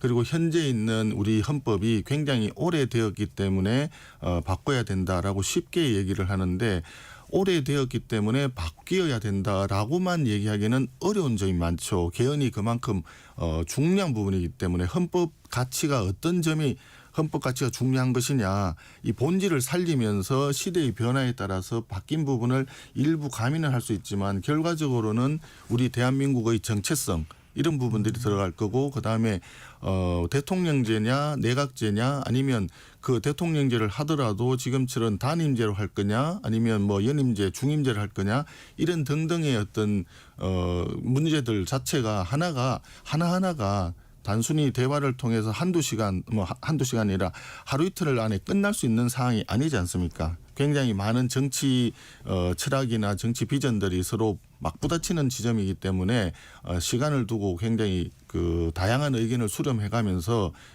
신중하게 접근해야 될 부분이 아닐까 생각이 듭니다. 이재명 정부 첫 세제 개편안을 놓고 논란이 많습니다. 위원장님은 세제 전문가이시기도 한데 완전히 헛발질이라는 표현도 하셨습니다. 뭐가 가장 문제입니까? 세제는 가장 중요한 게 오늘 이렇게 했다가 내일 저렇게 했다가 하루아침에 뚝딱뚝딱 바뀌는 그런 식으로 하면 절대 성공할 수가 없습니다. 그게 어떤 내용이든 세율을 올리는 것이든 내리는 것이든 중요한 거는 세금은 상대가 있는 것이고 그 상대라고 하는 것은 대한민국 국민과 대한민국 기업입니다. 그러면 우리 국민과 기업의 신뢰를 쌓아야 이게 세제가 정착이 되는 부분이거든요. 그런데 지금 정부에서는 이번에 법인세 세율을 1%포인트 인상한다 그러고 그다음에 주식 대주주 양도 차익 과세하는 부분을 50억 초과해서 10억 초과로 대폭 확대하겠다. 이렇게 하니까 바로 주식시장에서 급락을 했지 않습니까? 다음날. 그 다음날 바로 급락을 했어요. 네. 그 자체가 주식시장에 들어와 있는 개미 투자자들이 거기에 대한 평가를 내린 거죠. 국민들은 이건 신뢰할 수 없다. 이건 잘못된 것이다. 라고 판단을 한 겁니다. 그러니까 놀라서 김병기 원내대표가 그랬던가요? 10억으로 낮추는 부분에서는 다시 재검토하겠다라고 했는데 또 돌아서서 정책위 의장은 그렇게 하면 안 된다. 당내 논란이 이걸 있죠. 50억을 10억으로 낮춘다고 해서 주식시장에 영향을 미치는 것이 아니다. 또 이렇게 얘기를 했습니다. 그러니까 또 많은 개미 투자자들이 거기에 몰려가서 막 댓글을 달았어요. 이게 뭐 좀 안 좋은 이야기까지 들어가면서 그렇게 하니까 정청래 이번에 당대표도 새로 검토하겠다라고 또 얘기를 했습니다. 이런 것 자체가 굉장히 신중치 못하다는 이야기입니다. 절대 다수를 가지고 있으면서 집권 여당, 정부 여당이 정책을 폈을 때 50억 초과해서 10억 초과로 이거 대주주의 양도차익 과세 대상을 확대를 했을 때 이것이 어떻게 영향을 미칠 것인가. 그럼 이 부작용이 나왔을 때 이걸 어떻게 해소할 것인가까지 다 고민을 해서 정책을 발표해야 되는데 일단은 한번 던져놓고 국민들이 와글와글 하니까 그래 그럼 재검토해 볼게 하는데 또 한쪽에서는 그게 아니야. 이런 중구난방이 되는 이런 식의 정책 의사결정은 대단히 잘못된 것이다. 국민들이 신뢰를 할 수가 없는 것이죠. 그렇기 때문에 이건 한마디로 잘못되었다고 저는 그냥 이 얘기를 한 것입니다. 이 얘기도 여쭤보겠습니다. 윤 전 대통령 특검 소환을 둘러싸고 소환 불응, 체포영장, 저항 이 같은 일련의 과정 좀 어떻게 보셨습니까? 예, 지난 전 대통령의 어떤 그런 개인적인 이야기까지 언론에 이렇게 시시콜콜이 나오는 것 자체가 대한민국의 그 국격에 맞지 않는다고 생각을 합니다. 예, 그런 해프닝으로 지나가는 것이 좋지 않을까 싶습니다.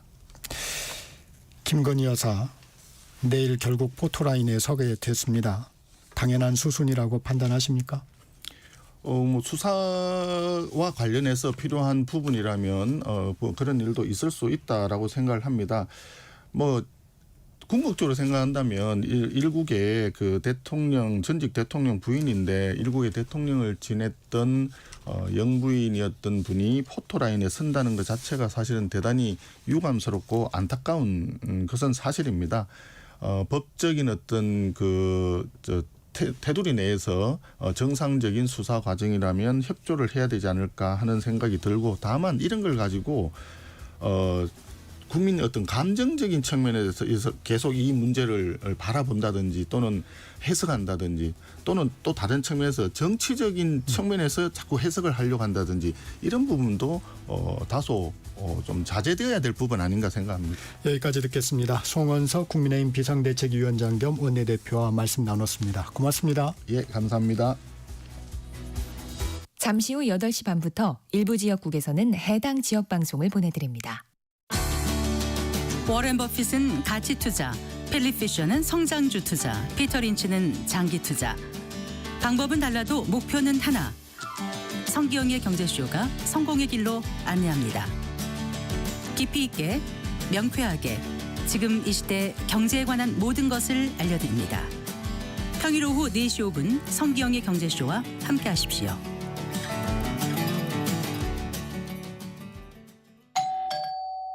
편지 왔습니다. 퇴근길 지친 당신에게 힘이 되는 뉴스를 전해드립니다. 매일 저녁 5시 5분 당신과 함께 읽는 세상 이야기 KBS 1라디오 뉴스레터 K. 지금 시각은 8시 30분입니다. KBS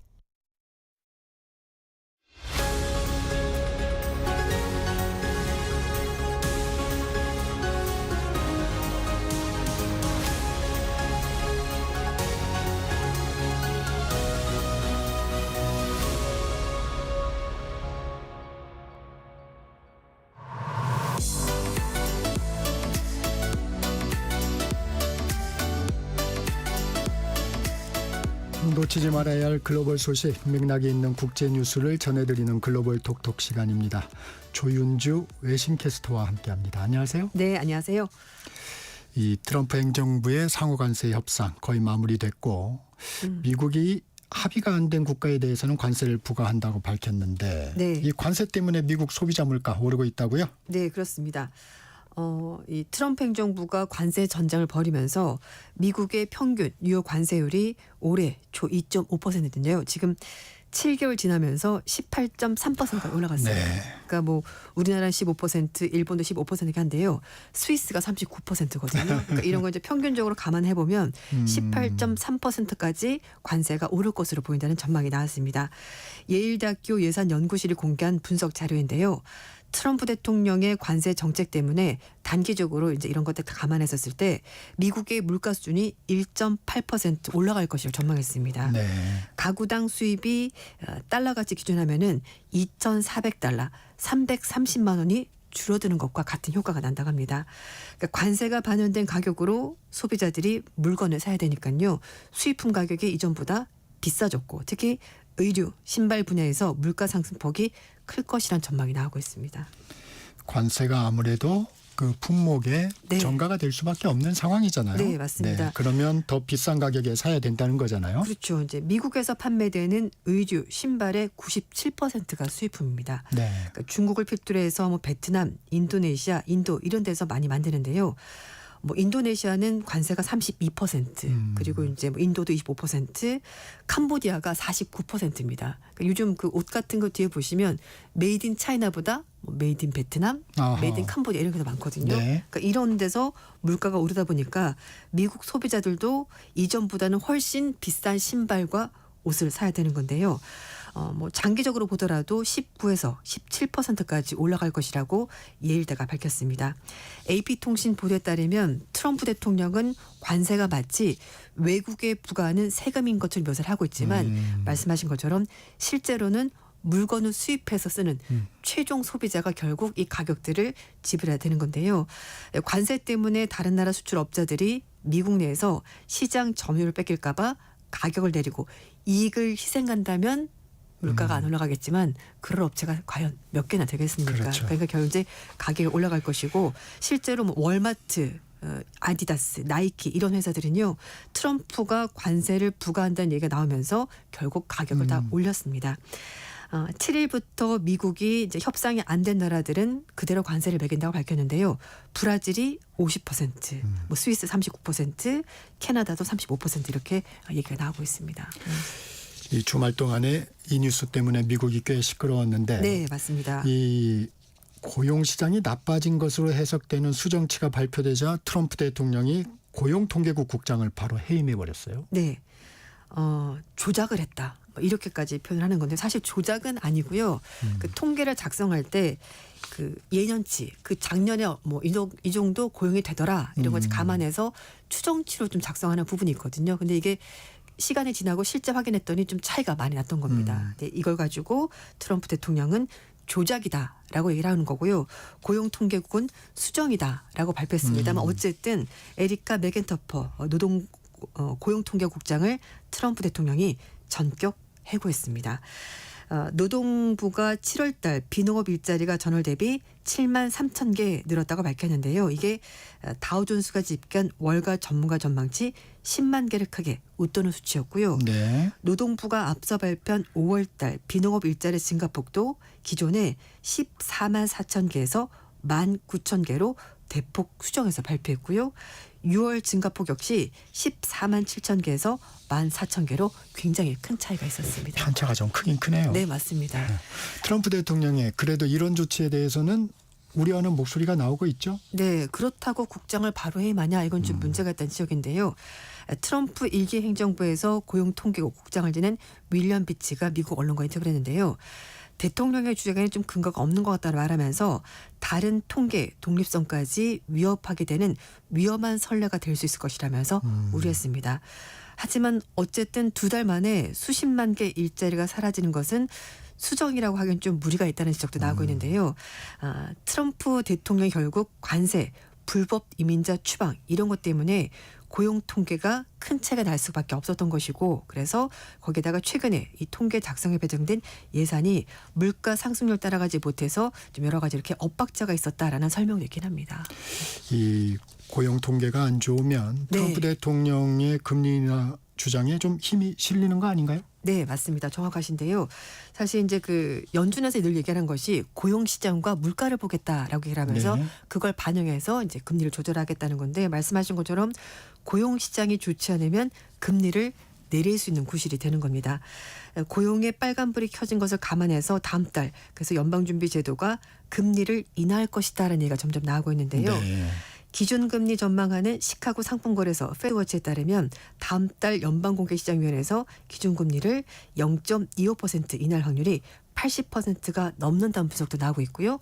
0.5% 비컷 가능성도 있긴 합니다만 이건 좀 희박할 것으로 보이는데 트럼프 대통령은 지금 현재 미국 금리가 4.25에서 4.5%거든요. 이걸 3%포인트 그러니까 1%대까지 내려야 된다라고 얘기를 하고 있습니다. 이 금리를 결정하는 연방준비제도 이사회에 변화가 있습니다. 쿠글러 이사가 돌연 사임했다고요? 네. 이제 이 사람 소위 말하는 매파거든요. 네. 연방준비제도의 아드리아나 쿠글러 이사가 돌연 사임하면서 제롬 파월 연준 의장의 후임도 좀 빨라지지 않겠냐라는 얘기가 나오고 있습니다. 파월 의장 임기가 내년 5월까지긴 합니다만 트럼프 대통령이 틈만 나면 파월 의장에 대해서 미스터 툴레이트 너무 늦다 금리를 안 내린다 뭐 이상한 사람이다 뭐 이렇게 계속 얘기를 하면서 사퇴 종용을 하고 있는데요. 트럼프 대통령이 파월 의장을 해임할 생각이 없다라고 언론과 인터뷰에서 입장을 밝히긴 했습니다만 또 트루스 소셜에서는요. 쿠글러는 파월이 금리 결정에서 잘못된 행동을 하고 있다는 것을 알기 때문에 스스로 물러난 것이라면서 파월도 물러나라 이렇게 얘기를 하고 있습니다. 이 파월 의장의 조기 퇴진 여부와 무관하게 쿠글러 이사의 사임은 트럼프 대통령이 차기 연준 의장을 일찍 낙점할 가능성이 커진 것이라고 블룸버그 통신이 분석을 하고 있습니다. 그러면 아무래도 힘이 더 빠지겠죠. 네, 맞습니다. 지금 2명에서 3명 정도를 차기 연준 의장 후보로 트럼프 대통령이 두고 있다라고 입장을 밝혔는데요. 케빈 해시 백악관 국가경제위원장, 스콧 베센트 재무장관, 케빈 워시 전 연준 이사 등이 하마평에 오르내리고 있습니다. 연준 이사회는 의장을 포함해서 7명의 이사로 구성이 되는데요. 이들 중에서 트럼프 대통령이 임명한 미셸 보먼 부의장 그리고 월러 이사가 지난달 그러니까 7월 달에 연방공개시장위원회 회의에서 금리 인하를 주장했었고요. 나머지 5명은 파월 의장과 함께 그냥 금리 고수 입장 밝혔습니다. 미국 소식 하나 더 보겠습니다. 또 트럼프 2기 행정부에서 추진하고 있는 정책 중 하나가 이민 정책인데 합법적 체류자인 한인 대학생이 억류됐다고요? 네, 그렇습니다. 미국 뉴욕에 있는 이민법원에 출석했다가 이민당국에 체포된 한국인 고현수 씨가 루이지애나주에 있는 이민당국 구금시설로 이송이 됐다고 합니다. 미국 성공회와 한인 단체에 따르면요. 고 씨가 미국 동부 시간으로 3일 새벽 2시 30분쯤에 루이지애나주에 있는 이민세관 단속국 구금시설로 옮겨진 것으로 확인이 됐습니다. 지난달 31일 날 뉴욕 이민법원에 출석해서 심리 기일을 오는 10월 달로 연기를 받고 나서 법정에서 나서던 순간이었는데요. 그때 이민세관 단속국 요원들에서 영장 없이 기습적으로 체포가 됐고 결국 이제 이렇게 구금이 된 겁니다. 네. 고 씨는 성공의 사진 모친에 따라서 2021년 3월 달에 종교 비자에 동반 가족 비자를 가지고 미국에 합법적으로 들어갔고요. 뉴욕주에서 고등학교 졸업하고 나서 현재 미국 퍼듀대에서 재학을 하고 있었습니다. 이 비자가 있는데 이런 식으로 체포하는 게 가능한 일인가요? 네, 지금 미국에서는 이 일이 가능하다고 합니다. 아하. 고 씨가 2013년에 체류 신분 연장을 승인받아서 올해 연말까지 미국에서 합법적으로 체류할 수 있음에도 불구하고 이민 당국이 잘못된 법률 해설 적용해서 체류 신분이 종료됐다고 판단해서 고 씨를 일방적으로 체포를 한 겁니다. 고 씨의 모친이 이제 성공의 신부인데요. 서울교구에서 여성 최초로 사자소품 받고 나서 종교 비자를 가지고 정식적으로 발급을 받고 미국에 머물고 있다고 하는데요. 미국의 이민세관 단속국은 최근에 단속자 수를 늘리기 위해서 이민법원 심리에 출석했다가 나오는 이런 이민자들을 영장 없이 체포해서 추방하는 이런 단속 방식을 취하고 있다고 합니다. 네. 미국의 시민자연맹은 법정에 출석한 이민자들을 붙잡아서 추가 재판 진행하는 것을 막기 위해서 이 세관 당국의 단속 방식에 문제가 있다라면서 이걸 연방 법원에 지금 소송을 제기한 상황인데요. 이런 식으로 해서 지금 일이 계속 벌어지고 있고 앞으로도 발생할 가능성이 있는데 트럼프 정부가 지금 아주 강도 높은 이민자 추방 정책을 하면서 미국 내 한인 사회에서도 체포 구금 사례가 계속해서 나오고 네. 있습니다. 지난달에도 우리나라 출신의 연구자이자 미국에서 합법적인 영주권을 가지고 있는 김태형 씨가 한국을 방문했다가 미국으로 돌아가는 길에 공항에서 당국에 붙잡혀서 며칠째 엉뚱한 소식이 전해졌고요. 당시 김 씨가 샌프란시스코 공항에서 2차 심사에서 호출된 다음에 구금됐고 지금 가족과 변호 접견도 금지된 상황이라고 합니다.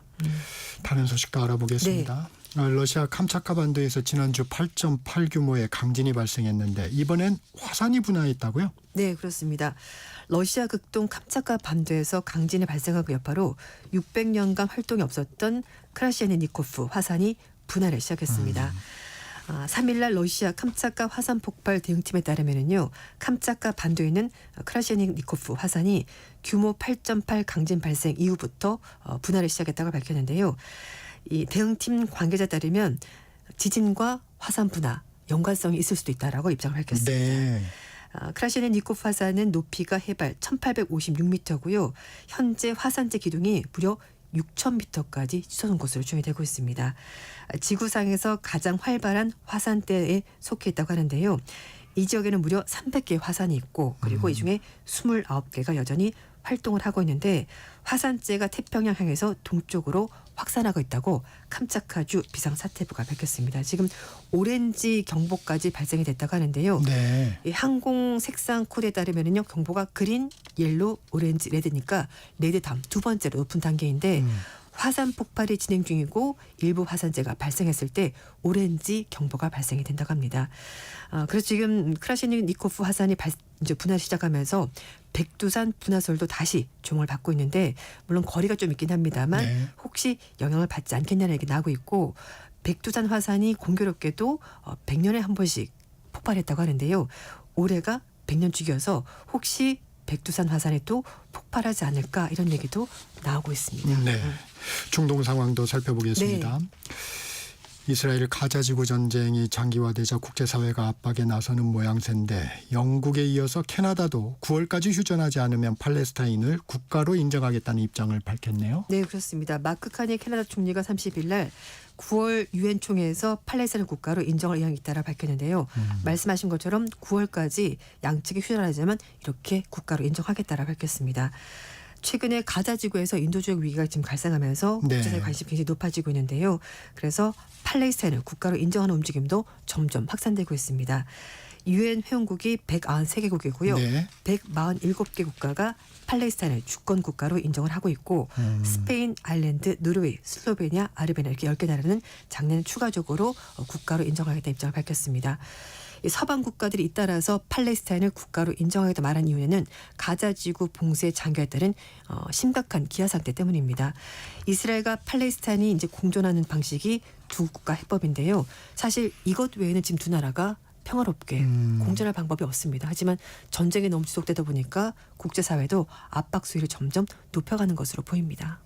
네, 오늘은 여기까지 듣겠습니다. 조윤주 외신캐스터와 말씀 나눴습니다. 고맙습니다. 네, 감사합니다. 전격시사 듣고 계신 지금 시각 8시 44분입니다.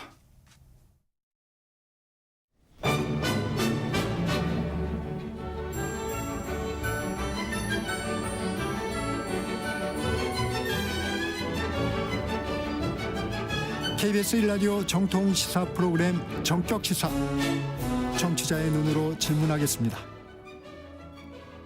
공정의 가치를 추구합니다. 꼭 필요한 정보를 담겠습니다. 월요일부터 금요일까지 아침 7시 20분에 찾아옵니다.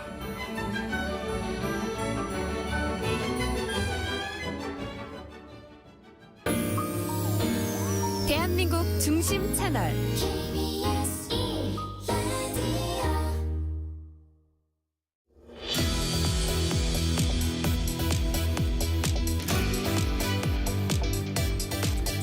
정부가 2025년 세제 개편안을 발표했습니다. 대주주 양도소득세 강화 방안을 놓고 개미 투자자들의 반발도 거셉니다. 정격 인터뷰 원종훈 세무사와 함께 세제 개편안 분석해 봅니다. 세무사님 어서 오세요. 안녕하세요. 반갑습니다. 정부의 세제 개편안 핵심 내용부터 좀 정리해 주시겠습니까? 네, 우리가 보통 그 세법을 개정을 추진을 하게 되면 보통 추진 전략이라는 걸 발표를 하거든요. 네.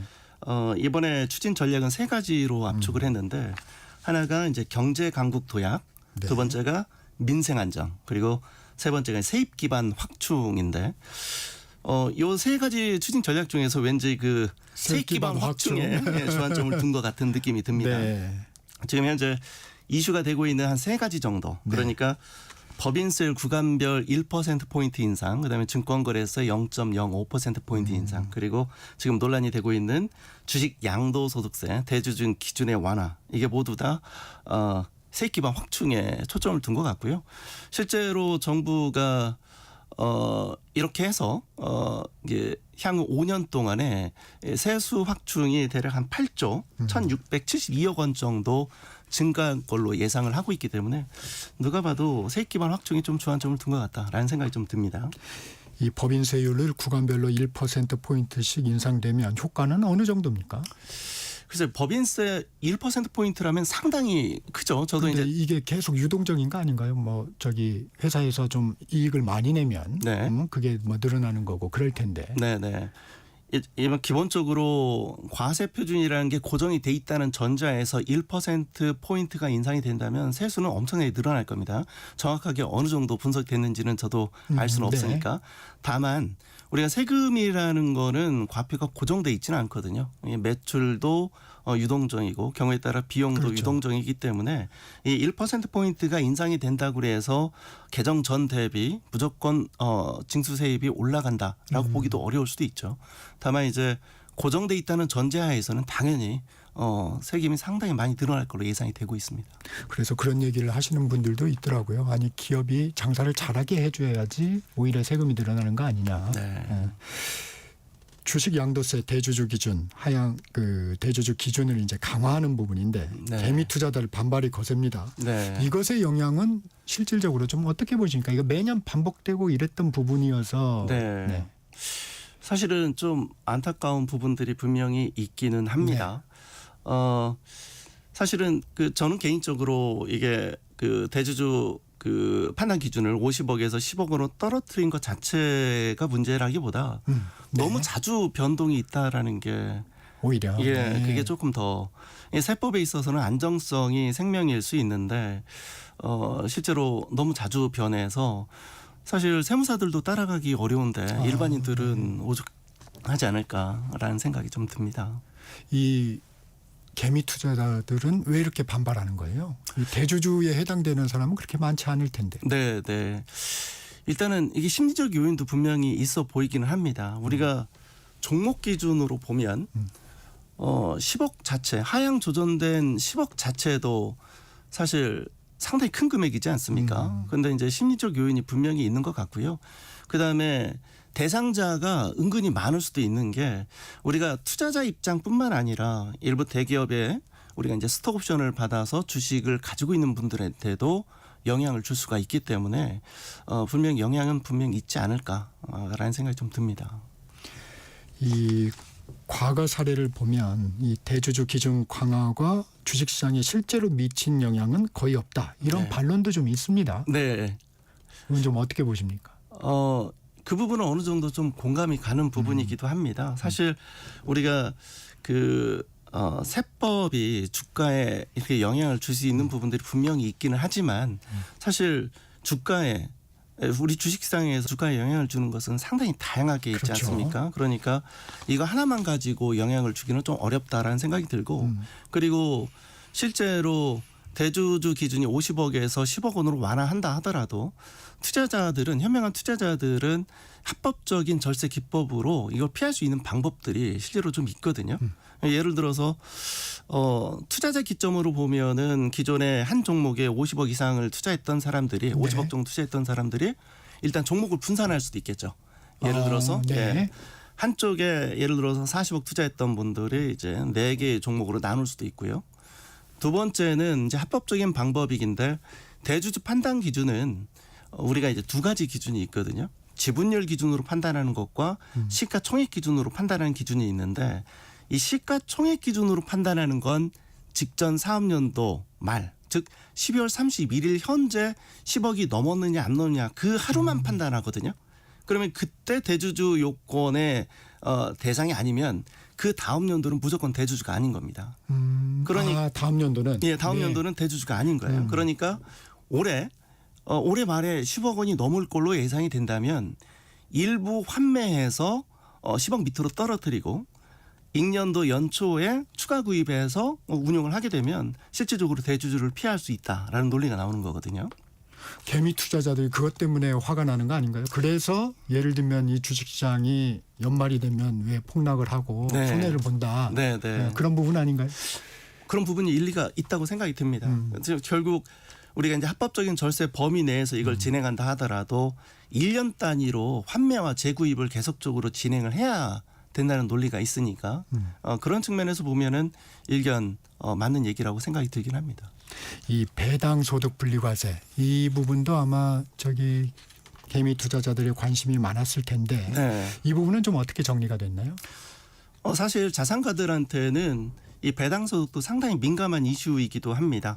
우리가 이자나 배당의 합계가 1년 기준으로 2천만 원이 넘게 되면 이 초과하는 금융소득은 다른 소득과 합해서 누진세율을 적용을 하게 되는데 이 세금도 만만치가 않거든요. 최고세율 기준으로 지방소득세를 포함하게 되면 대략 50% 정도 부담이 되는 거니까. 근데 이번 개편안에서 보게 되면은 2천만 원 이하는 우리가 알고 있는 분리과세 세율인 14% 세율을 적용하고 3천만 원 이하에 대해서는 20%, 그다음에 3천만 원 초과에 대해서는 35% 분리과세가 적용되는 거니까 배당 소득이 많은 사람들한테는 특히 배당주 중심으로 투자하는 사람들한테는 상당히 의미가 있다라는 생각이 듭니다. 다만 이게 일부 제약이 있거든요. 고배당 기업에 대한 배당 소득만 이렇게 국한을 하고 있기 때문에 여기에 해당하는 이제 기업이 이제 얼마나 될지는 이제 좀 따져봐야 되지 않을까라는 생각이 듭니다. 고배당을 하는 기업만 그렇습니다. 해당이 되는 거군요. 네네. 그러면 그런 기업에 투자한 분들만 혜택을 보는. 그렇습니다. 이게 분리과세라는 것도 상당히 메리트가 있는 게 이제 소득을 지급하는 사람이 원천징수한 걸로 납세 의무를 종결시켜 버리는 거거든요. 그렇기 때문에 분명히 의미는 있다라는 생각이 듭니다.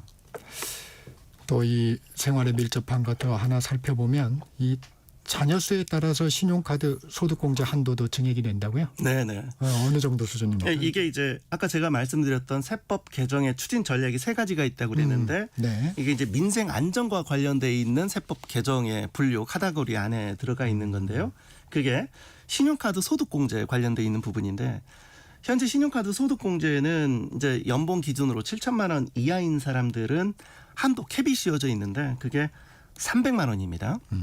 그런데 자녀 숫자에 따라서 최대 100만 원 정도 추가 공제를 해주겠다는 거죠. 그래서 300만 원이 400만 원 정도 되고 연봉이 7,500만 원 초과한 사람들에 대해서는 현행 신용카드 소득공제 한도가 250만 원인데 이거를 최대 50만 원 정도 추가 공제를 해주겠다라는 겁니다. 그다음에 조금 눈에 띄는 게 있는데 네, 우리가 말씀 보통 주시죠. 그 교육비 공제라고 해서 네.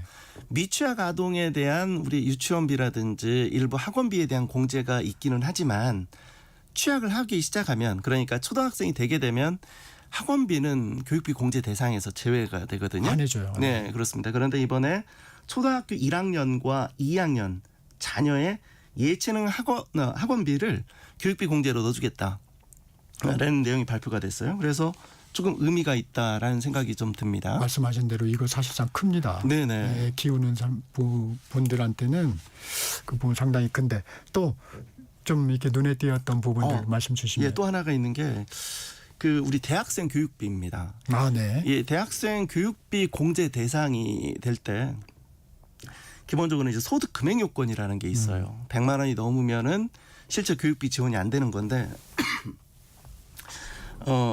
우리가 보통 아르바이트를 네네네. 하지 않습니까? 네. 아르바이트 하게 되면 일반적으로 소득 금액이 100만 원이 넘게 되면 그렇죠. 공제를 못 받게 되는데 이번에 소득 금액 요건을 제외하겠다라고 발표를 했습니다. 그러면 아르바이트 하는 대학생들도 교육비 공제 대상이 들어가는 거죠.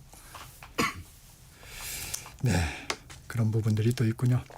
근데 저희가 이제 관심을 많이 갖는 부분 중에 이 소득세, 상속증여세, 부동산 관련 세제가 있습니다. 이번 개편안에서는 좀 빠진 것 같아요. 어떤 네. 이유인가요?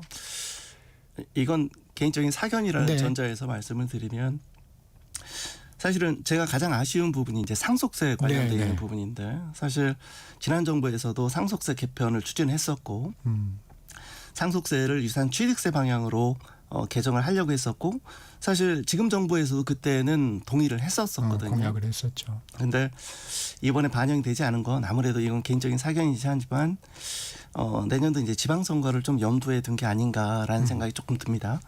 왜냐하면 다들 느끼시는 거겠지만 부동산과 세금은 일반 국민들이 받아들이는 건 약간 이데올로기적으로 좀 받아들이는 네, 경향들이 있거든요. 그러다 보니까 부자 감세라고 하면 이렇게 알레르기 반응이 나오는 경우들이 종종 있어서 아마 이게 좀 제외된 게 아닌가라는 생각이 드는데 개인적으로는 지방선거가 끝난 이후에는 적어도 반영되지 않을까라는 생각이 들고요. 그리고 더불어서 부동산 관련된 세제도 너무 세법이 자주 개정되는 게 저는 문제라고 생각이 듭니다. 혹시 그 앵커님 혹시 양포 세무사라고 들어본 적 있습니까? 예, 양도세는 포기하는 세무사. 맞습니다. 그만큼 부동산 세제가 복잡하다는 거거든요. 그래서 조금 손쉽게 개정이 됐으면 하는 바람입니다. 오늘 말씀은 여기까지 듣겠습니다. 지금까지 원종훈 세무사와 말씀 나눴습니다. 고맙습니다. 감사합니다. 정격시사 오늘 순서 여기서 마무리합니다. 지금까지 정창준이었습니다. 여러분 감사합니다.